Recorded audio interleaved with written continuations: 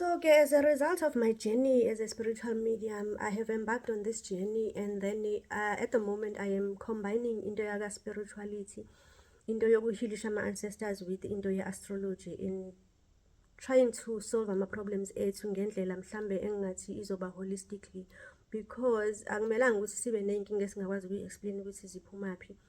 And I used to be so frustrated mina before I became a healer into yokuthi sometimes when you go to ama-healer uthi uyabuza kuthiwa ungabuzi kakhulu, and everything kumele ukuthi ibe ne-answer yayo. As umuntu ogulayo kumele ube ne-understanding yokuthi lena siyenzela lokhu nalokhu, siyenzela ukuthi kube kanjena nakanjena. I think that is why I find the astrology so fascinating, because for me it has answered a lot of questions ebengiloko ngiba nawo njalo wokuthi why are we not happy, kungani singalapheki, kungani sizoloku sihlezi sizelapha ngaso sonke isikhathi. Kanti lento it comes down to lento yokuthi we are energy beings and everything around us is energy. So if unenkinga ungacabanga ukuthi uzo-affectwa wena ama-ancestors wakho kuphela bese uba nenkinga, uzo-affectwa umthakathi kuphela ozokuthakatha bese uba nenkinga. Kufuneka ucabange ukuthi everything around us, everything in the universe is energy. Nathi we are energy beings. So lento isho ukuthi masibuka ama-solutions ethu asingawabukeli la eduzane, asibuke zonke ezinye izinto. That is why ke mina ngibe fascinated kangaka ne-astrology, and then I began to combine it emsebenzini wami wokuba spiritual medium, in terms of saying okay fine, you have done a reading, usuyazi ukuthi uphethwe ileli khehla naleli naleli, but ke manje let us look it from an astrological point of view. And it's so fascinating to find ukuthi ngala ngasemsamo umuntu wedlozi maye nenkinga yamakhehla amdalela inkinga, and then bese kuba nama-stumbling blocks empilweni yakhe. But when you do it i-reading astrologically uthola ukuthi kunama-planets are unfavorable to that person. Mhlamba amanye wabo have been unfavorable from the time this person was born, because when you do i-reading astrology uthola ukuthi fanele uyiqale from i-birth chart when this person was born, and then uthole i-journey yalowo muntu ukuthi izohamba kanjani according to i-energy yama-planets. At some stages in a life of a person uthola ukuthi uzohlangana nenkinga kanje nakanje, but leyo nkinga ohlangabezana nayo, like inkinga kaSatan for an example, ngizokwenza example ngeplanet uSatan. uSatan uthatha 2.5 years ukurawunda wonke ama-zodiac signs, which means ukuthi for uSatan ukuthi asuke from u-Aries ahambe wonke ama-zodiac signs azobuyela ku-Aries ithatha roughly 30 years, something like that, give or take. So kumuntu if uzaliwe wena manje uSatan zodiac sign yakho kaka-Aries kanti nawe uyi-Aries, uzohamba lo at about 30 years uzobuyela ze ku-Aries. And uma efikile uSatan empilweni zethu ufika nama-lessons are difficult, ufika na-transformation ezimpilweni zethu, and ama-lessons akhe are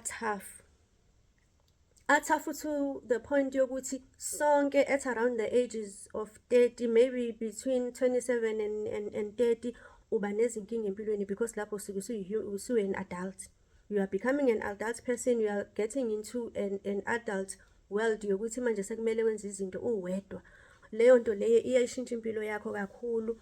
But around that age siba nama-difficulties which are transforming, ayastransforma izimpilo zethu, umhlaba ubuke ngenye indlela, uthole futhi amandla amasha manje wokuthi uvule amehlo ubone ukuthi hayibo impilo kanti tough. So around that time umuntu mayethi uyahlola kutholakala ukuthi kunezinto ze-karma ezikhona empilweni yakhe. And siyayazi-ke sonke kule culture yethu yama-ancestors ukuthi i-karma ihambisana nomndawo, iphinde ihambisane namadlozi, mhlamba ney'nkinga ngoba kusahambeki ngalena because umuntu wenza inkinga emhlabeni sekumele ukuthi abuye azogezwa ngapha.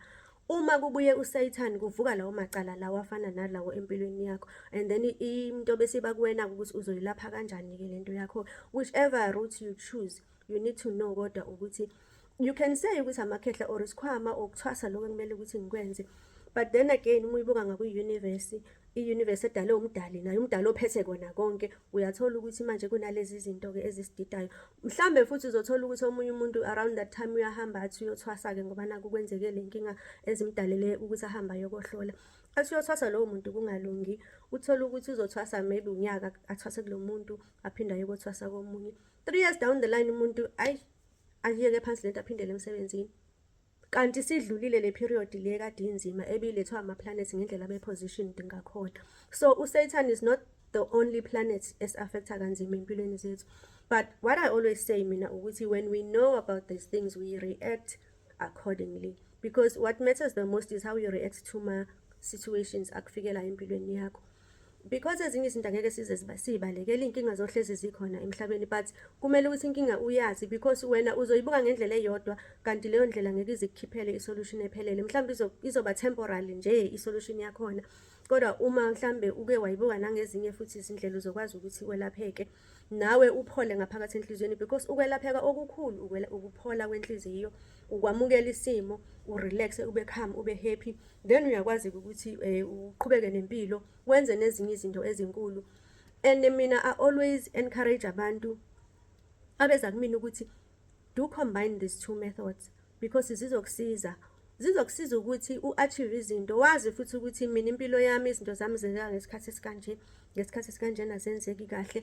For me to do something kuyomele ukuthi ngilinde lesiya sikhathi kuzobe kune-opening kuma-portals, because that's another thing yokuthi siyazama ukwenza izinto kanti mhlambe i-portal yakho wena personally ayikakavuleki, uze ube frustrated wena ukuthi kade ngangizama akulungi, kokunye uze uyiyeke ugive up. Sometimes omunye umuntu kenze nje i-job application apply for umsebenzi, uthola ukuthi akaphendulwa, mase uyathola ngale uyabuza hayi those positions were frozen, something like that. But maybe 2 or 3 years down the line aphinda fonela umuntu, hayi usakhona yini, okay manje siyakukhumbula, this and that. Wena without understanding ukuthi kunama-portals abevalekile ngesikhathi usayenza lento, when you understand that uyakwazi ukuthi uphila stress free, because you understand what is happening. If kukhona into ezovuleka yenzeka empilweni yakho ngaleso sikhathi, oh then wonderful. But if it doesn't happen, you understand why, and then when the time is right, that is why when the time is right, everything will happen. And if something was meant for you, it will eventually find you when the time is right. That is what I do. That is how I try to encourage abantu ukuthi before nje uze ube frustrated ukuthi uyahamba uyangena uyaphuma inkinga uyitholi, because omunye umuntu umthole sethi hey mina yami inkinga yehlula, mhlambe nawe ubuyibuka endaweni eyodwa awuzange uze mhlambe uvuleleke.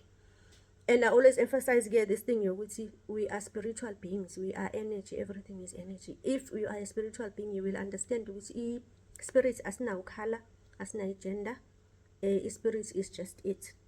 So i-method oyisebenzisayo yokwelapha i-spirit makube i-method ye-spirit, akungabi i-method ya this body,